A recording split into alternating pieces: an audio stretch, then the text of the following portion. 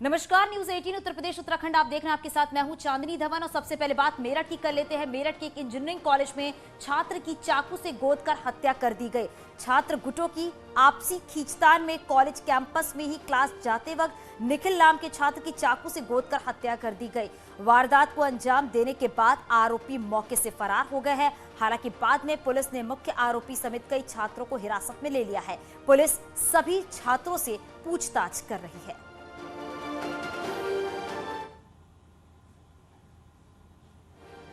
Second year का छात्र है। इसकी चाकू मारकर हत्या की गई है। कॉलेज के ही लड़के हैं। गाली गलौज के कारण दोनों पक्षों में विवाद हुआ था। इसमें अभी 4-5 लड़कों को पूछताछ के लिए हिरासत में लिया गया है। जो मुख्य अभियुक्त है, जो प्रथम दृष्टया अभी बात निकल के आ रही है, जिसने चाकू मारा है, उसकी भी गिरफ्तारी कर ली गई। कितने आरोपी थे इसमें? अभी तहरीर प्राप्त नहीं हुई है। तहरीर प्राप्त होते ही सुसंगत धाराओं में मुकदमा पंजीकृत किया जाएगा। अभी प्रथम दृष्टया जिन लोगों का नाम आ रहा है, उन सभी को हिरासत में लेकर पूछताछ की जा रही है। मेरठ की MIET कॉलेज प्रबंधन का बड़ा बयान। घटना में शामिल सभी छात्र को रेस्ट्रिकेट किया जा रहा है। घटना के तुरंत बाद सभी आरोपियों को पुलिस के हवाले कर दिया गया। छात्रों की आपसी रंजिश में ये घटना हुई। ये बयान MIET कॉलेज के मीडिया प्रभारी अजय चौधरी ने दिया है। दो जो है गुटों के छात्र जो है आपस में लगभग 10:30 बजे वे लोग यहीं मेन गेट के पास बैठे थे। एक छात्र जो उसमें निखिल तोमर जिसका नाम है, उसको जो है कुछ छात्रों ने पीछे की तरफ लेके गए और उसे जो है चाकू मारे। वो चाकू जो है जैसे उसको 1-2 चाकू उसको मारे तो वो तुरंत भाग के मेन गेट की तरफ आया। जो छात्र इस पूरे मामले में इन्वॉल्व थे उन्हें जो है रेस्टिगेट करने की जो है कार्रवाई शुरू कर दी है।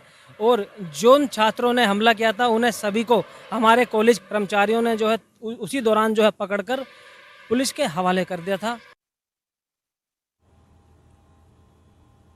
आगरा में नाबालिग लड़की के अपहरण के आरोप में 2 लड़कों पर अपहरण के दिन दहाड़े बाइक सवार 2 लड़के लड़की को उठाकर ले चले गए और लड़की के ताऊ ने बाइक सवारों का पीछा किया। आगरा के थाना सदर इलाके का मामला है। वहीं अब इस पूरी घटना को लेकर एक CCTV फुटेज भी सामने आया है।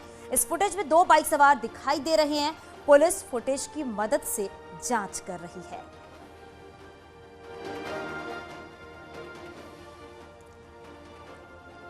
नाबालिग लड़की के अपहरण का ये पूरा मामला है। एक्सक्लूसिव तस्वीर आप देख रहे हैं। 2 लड़कों पर अपहरण का आरोप है।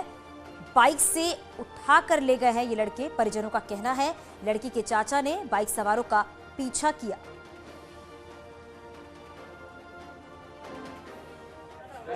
मोटरसाइकिल पर बालक को उठाया है। मारपीट भी की है। मारपीट से उनके ताऊजी ने पीछा किया तो मोटरसाइकिल से धक्का दिया। बुरी तरह घायल है वो। लड़की को जबरदस्ती उठा के ले गए। हाँ जी। पता है कि कौन लोग हैं ये? ऐसा पता होता तो उनके अब तक घर नहीं पहुंच जाते हम। और ये CCTV फुटेज भी सामने आया है। CCTV फुटेज के आधार पर पुलिस अब इस पूरे मामले में जुट गई है। फुटेज के आधार पर इन आरोपियों की तलाश की जा रही है।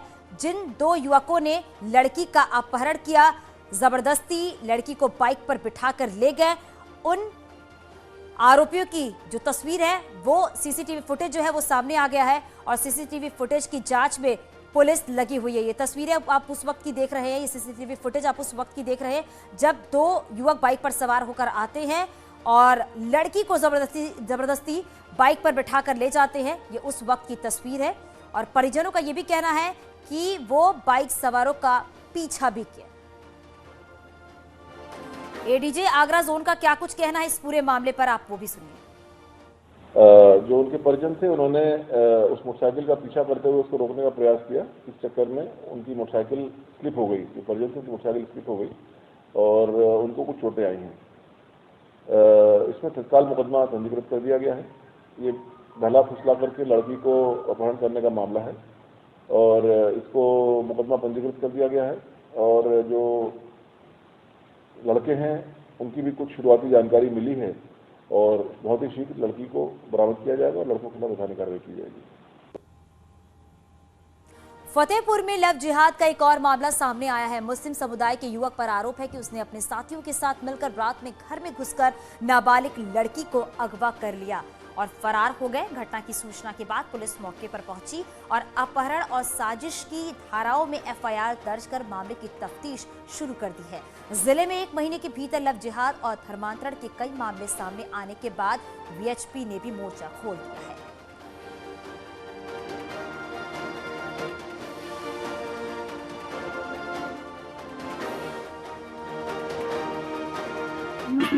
मुस्लिम है, मेरे बहन को उठाकर ले गया है, अभी तक घर आई नहीं है।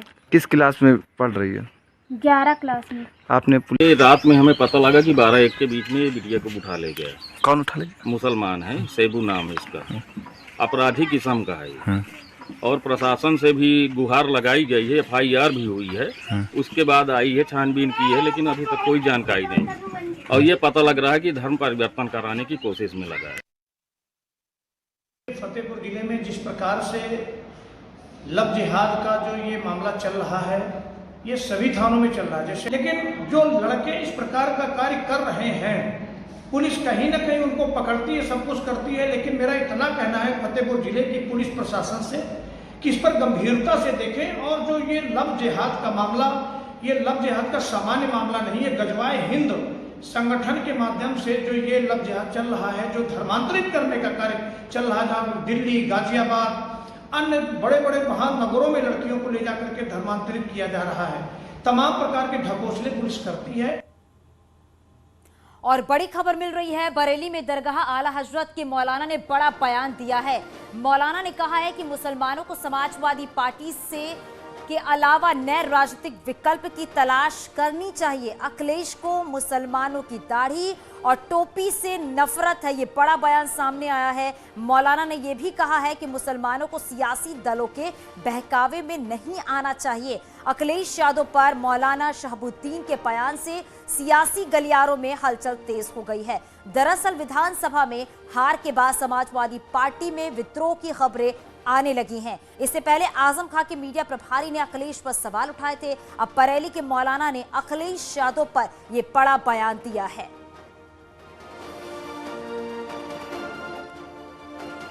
और मौलाना शहाबुद्दीन हमारे साथ खुद लाइव जुड़ गए हैं। शहाबुद्दीन जी, जिस तरीके से आपने ये बड़ा बयान दिया है अखिलेश यादव को लेकर, सबसे पहले आपका रिएक्शन जानना चाहूंगी। क्या विधानसभा में हार के बाद जो बौखलाहट है वो दिखने लगी है अब समाजवादी पार्टी में?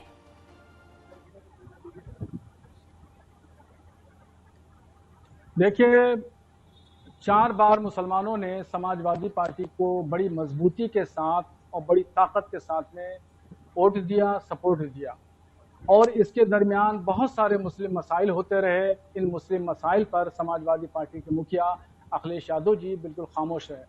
3 तलाक का मामला हो या टेरर फंडिंग का हो, लव जिहाद का हो, या और भी बहुत सारे आतंकवादी वाले मामले हों, इनमें मुस्लिम नौजवानों की गिरफ्तारी हुई, हापुड़, गाजियाबाद, लखनऊ, कानपुर के उलमा की गिरफ्तारियां हुई। तमाम मुस्लिम मसाइल पर अखिलेश यादव बिल्कुल चुप्पी साधे बैठे रहे।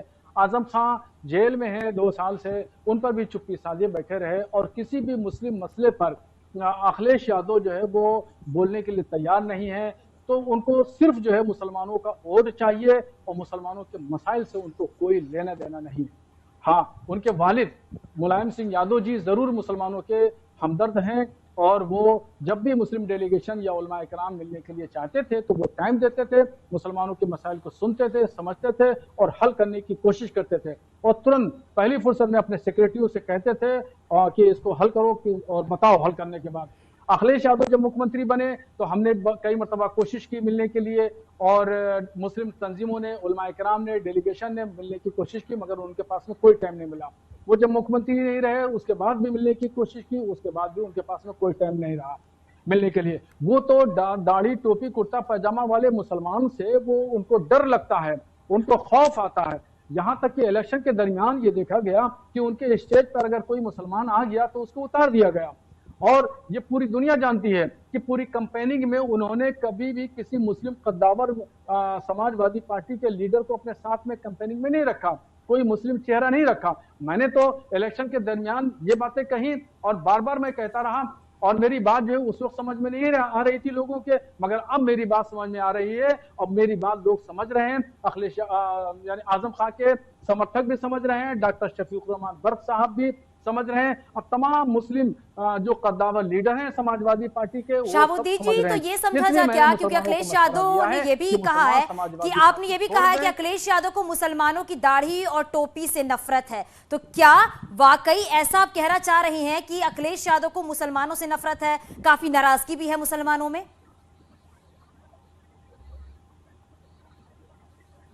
हाँ बिल्कुल, इस बात को लेकर के काफी फिक्रमंद है कि मुसलमान काफी फिक्रमंद है, मुस्लिम लीडरशिप फिक्रमंद है कि वो मुस्लिम मसाइल पे क्यों नहीं बोलते हैं, और पूरी कंपनी में किसी मुसलमान को अपने साथ में नहीं रखा। आजम खां की हिमायत में कभी भी वो खड़े नहीं हुए। अभी बहुत सारे यानी दूसरी हुकूमत जब योगी आदित्यनाथ जी की बन के आई है तो बहुत सारे मुस्लिम मसले हुए। सीतापुर में अभी एक पंडित ने मुस्लिम महिलाओं के खिलाफ एक बड़ा खराब बयान दिया। इसके अलावा मुजफ्फरपुर में मस्जिद में एक भगवा झंडा लहरा दिया गया। ये तमाम मुस्लिम मसाइल हैं, ये भी कल के मसाइल हैं, इस पर भी वो चुप्पी साधे हुए एक लफ्ज बोलने के लिए तैयार नहीं है। तो आखिर कब तक मुसलमान समाजवादी पार्टी को ढोता रहेगा और अपने कंधे पर सवार करता रहेगा? इसलिए मैंने मुसलमानों को मशवरा दिया है कि मुसलमान समाजवादी पार्टी को छोड़ दें और जो वैकल्पिक पार्टियां हैं उस पर विचार और विमर्श करें, उस पर गौर फिक्र करें। शाहबुद्दीन जी, क्योंकि आपने ये भी एक विकल्प के तौर पर कहा है, क्योंकि बात तो ये उठकर आती थी कि समाजवादी पार्टी जो है वो मुसलमानों के साथ है चाहे कोई भी परिस्थितियां हो, लेकिन अब ऐसी खबरें सामने आने लगी हैं कि समाजवादी पार्टी में विद्रोह की खबरें लगातार आ रही हैं कि अब समाजवादी पार्टी जो है वो मुसलमानों की बिल्कुल भी नहीं सुनते हैं, उन्हें नजरअंदाज किया जा रहा है कहीं ना कहीं।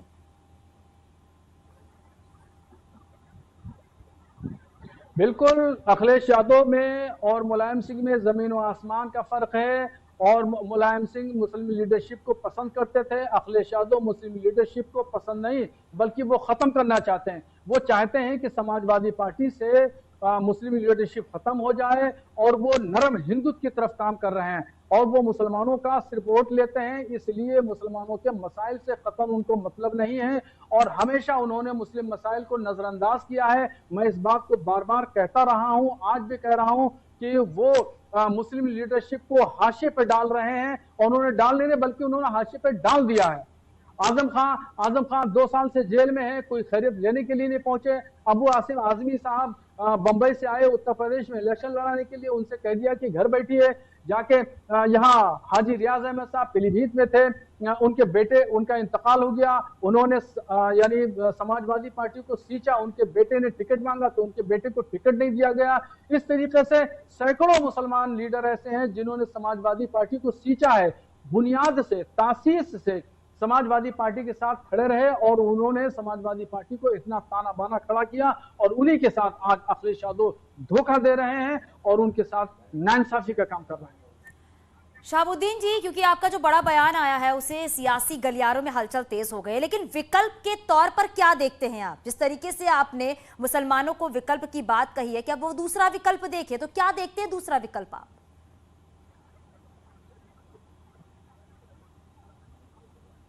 देखिए, काफी सालों से यानी 4 राउंड इलेक्शन हुए, 2 लोकसभा के और 2 विधानसभा के। इन 4 राउंड में मुसलमानों ने समाजवादी पार्टी को मजबूती से लड़ाया। इसके अलावा दूसरी रीजनल पार्टियां हैं, बहुजन समाज पार्टी है, उसको भी मुसलमानों ने सपोर्ट किया, मगर कहीं भी कामयाबी मिलती हुई नजर नहीं आई। इसलिए कि अखिलेश यादव के साथ में सिर्फ मुसलमान जुड़ा हुआ है, बाकी कोई और समुदाय का वोट वो लेने में नाकाम रहे हैं। तो इसलिए मैंने मशवरा दिया है कि अब नया जमाना है, नए हालात हैं, उत्तर प्रदेश में का सियासी मंजरनामा काफी चेंज हो चुका है, बदल चुका है, इसलिए मुसलमानों को भी बदल जाना चाहिए, मुसलमानों को भी अपनी सोच बदल लेना चाहिए। और विकल्प के तौर पर मुसलमानों को 2 नेशनल पार्टियां हैं, एक कांग्रेस है और दूसरी भारतीय जनता पार्टी है। इन 2 विकल्पों के तौर पर देखना चाहिए, गौर करना चाहिए कि कहां मुसलमानों के मसाइल को सुलझाया जा सकता है और समझा जा सकता है। तो विकल्प के लिए 2 नेशनल पार्टियां हैं, इन दोनों नेशनल पार्टियों में किसी न किसी का मुसलमान। शाहबुद्दीन जी, आपने अभी कहा है कि मुसलमानों को अपनी सोच बदलनी चाहिए, तो क्या नए सोच के साथ और विकल्प के तौर पर क्या बीजेपी को देखते हैं आप?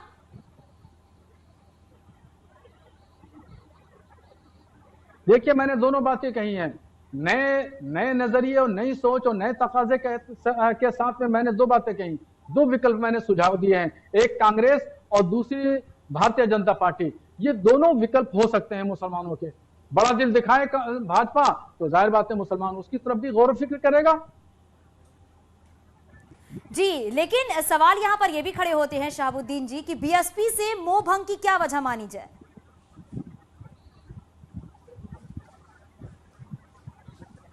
देखिए, मैं तो नेशनल पार्टी की बात कर रहा हूं। अब जितनी भी सियासत होगी आगे, चाहे वो स्टेट की सियासत हो या केंद्र की सियासत हो, ये नेशनल पार्टियों में ही सिमट के रह जाएगी। रीजनल पार्टियों का अब वजूद आहिस्ता आहिस्ता खत्म हो जाएगा। और खास तौर पर उत्तर प्रदेश की मैं बात कर रहा हूं तो उत्तर प्रदेश में अब इलाकाई पार्टियां जो है वो नहीं रहेंगी, नेशनल पार्टी रहेगी। तो नेशनल पार्टी के पस मंजर में मैं ये बात कह रहा हूं कि इन दो नेशनल पार्टियों में किसी न किसी पर विचार विमर्श हमें करना होगा, हमें गौर व फिक्र करना होगा। जी, बहुत शुक्रिया इस पूरी बातचीत के लिए। तो हजरत मौलाना शहाबुद्दीन जी जो अपनी बात यहाँ पर रख रहे थे और बातें अपनी यहाँ पर रखी, जिस तरीके से उन्होंने अखिलेश यादव को लेकर बड़ा बयान सामने दिया है।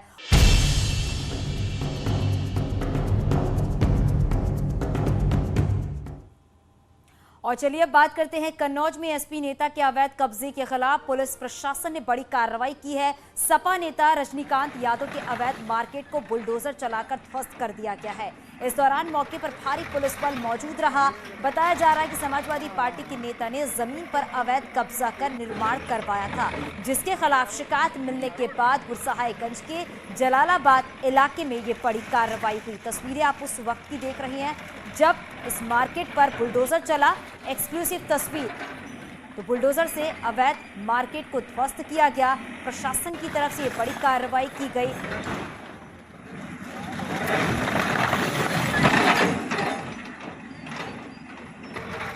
अवैध रूप से कब्जा करके निर्माण किया गया था, जिसको माननीय जिलाधिकारी महोदय के आदेशानुसार हम लोग यहाँ पे इसको कब्जा मुक्त कराने आए हैं। उसी के तहत कार्रवाई की जा रही है। कितनी दुकानें हैं? यहाँ पे लगभग 8 दुकानें थी और लगभग 15 डिसमिल में ये बना हुआ है।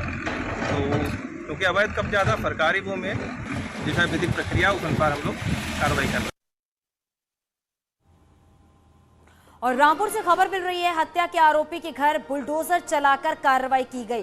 पूर्व ग्राम प्रधान के भतीजे की हत्या के मामले में आरोपी फरार चल रहा है, जिसके खिलाफ थाना टांडा के लालपुर गांव में कार्रवाई की गई। बदमाशों की गोलीबारी में पूर्व ग्राम प्रधान के भतीजे की मौत हुई।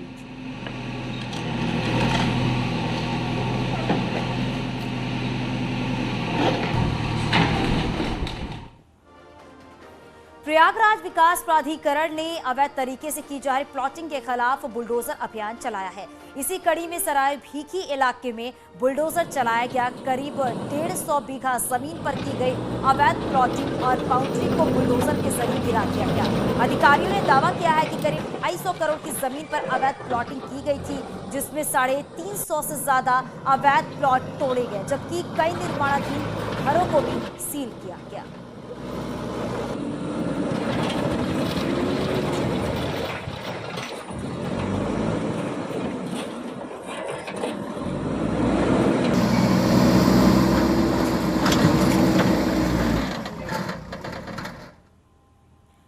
तो यूपी में अपराधियों के खिलाफ एक्शन और तेज हो गया है। शहर शहर अवैध निर्माण पर बुलडोजर चलाकर उसे ध्वस्त किया जा रहा है।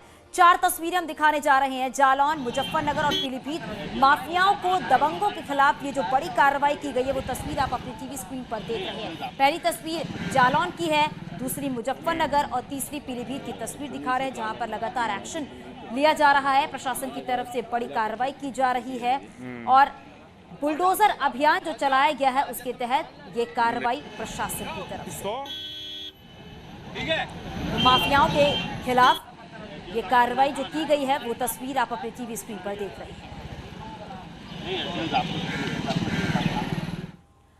और बड़ी खबर मिल रही है, यूपी में जल्द बड़े पैमाने पर तबादला। सूत्रों के हवाले से जानकारी मिल रही है, सीएम ऑफिस ने लिस्ट पर मुहर लगाई है। कई जिलों के डीएम बदलना संभव है। कई विभाग के प्रमुख सचिव भी बदले जा सकते हैं। सूत्रों के हवाले से बता रहे हैं अगले 48 घंटों में लिस्ट जारी की जा सकती है। ये बड़ी खबर इस वक्त की है। तो बड़े पैमाने पर तबादले किए जाएंगे। यूपी में सीएम ऑफिस ने लिस्ट पर मोहर लगा दी है और 48 घंटे में ये लिस्ट जारी हो सकती है। प्रमुख सचिव भी बदले जा सकते हैं कई विभागों के।